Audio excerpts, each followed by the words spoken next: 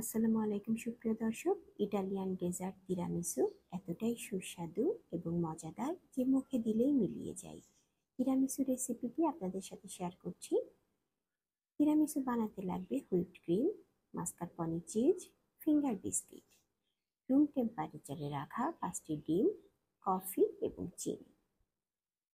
প্রথমেই আমি রুম টেম্পারেচারে রাখা 5টি ডিম থেকে কুসুম এবং ডিমের সাদা অংশ আলাদা করে নিচ্ছি।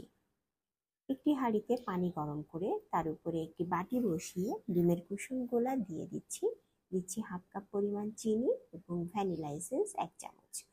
সবকিছু খুব ভালোভাবে ফেটে নিব। গরম পানির ভাপের উপরেই ডিমের কুসুমটা ফেটে এরকম ঘন করে নিব। তারপরে একটি ঠান্ডা বাটির মধ্যে 1 কাপ পরিমাণ হুইপড ক্রিম নিচ্ছি। একটি এগ বিটারের সাহায্যে আমি ক্রিমটি বিট করে নিচ্ছি। 2 থেকে 3 মিনিট বিট করার পরে এরকম ফোম হয়ে আসলে আলাদা রেখে দিব।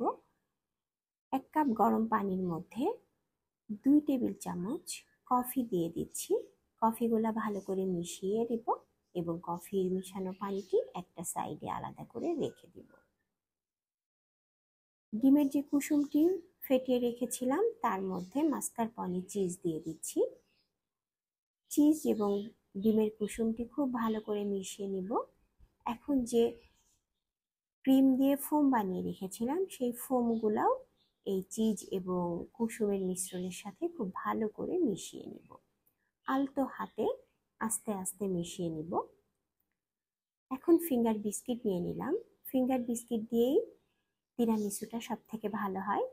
সেই কফি মেলানো পানির মধ্যে ফিঙ্গার বিস্কিট 2 থেকে 3 সেকেন্ড ডুবিয়ে একে একে বিস্কিটগুলো সব উঠিয়ে নিব। সব বিস্কিটগুলো যখন বাটির মধ্যে সাজানো হয়ে যাবে তখন উপর থেকে সেই ক্রিমটি একটা লেয়ার বিছিয়ে দিব। একটা লেয়ার দেয়া হয়ে গেলে কিছু কফি পাউডার এবং কোকো পাউডার একসাথে মিক্সড করে রেখেছিলাম, সেটা উপর থেকে একটু ছাঁকনির সাহায্যে ছিটিয়ে দিলাম। আবারও উপরে আর এক লেয়ার ফিঙ্গার বিস্কিট কফি পানির মধ্যে ডুবিয়ে দিয়ে দিচ্ছি। উপরের লেয়ারটাও দেওয়া হয়ে গেলে আবারও উপর থেকে সেই ক্রিম দিয়ে দিব। ক্রিমগুলা খুব ভালোভাবে দিয়ে চেষ্টা করব একটু সমান করে নেওয়ার জন্য। এখন কফি আর কোকো পাউডারের মিশ্রণটি আবারও উপর থেকে ছাঁকনির সাহায্যে এভাবে একটু একটু করে ছিটিয়ে দিব। কোকো পাউডার ছিটিয়ে দিলে তিরামিসুটা দেখতেও সুন্দর লাগে, খাবারের স্বাদটাও বেড়ে যায়। তারপরে একটি র্যাপিং পেপার দিয়ে মুড়িয়ে 8 থেকে 10 ঘন্টার জন্য ফ্রিজের নর্মাল চেম্বারে রেখে এটাকে সেট করে নিব। 10 ঘন্টা পর আমি তিরামিসুটা বের করে নিয়ে এসেছি। আস্তে করে র্যাপিং পেপারটা উঠিয়ে ফেলছি। এখন কেটে পরিবেশন করছি।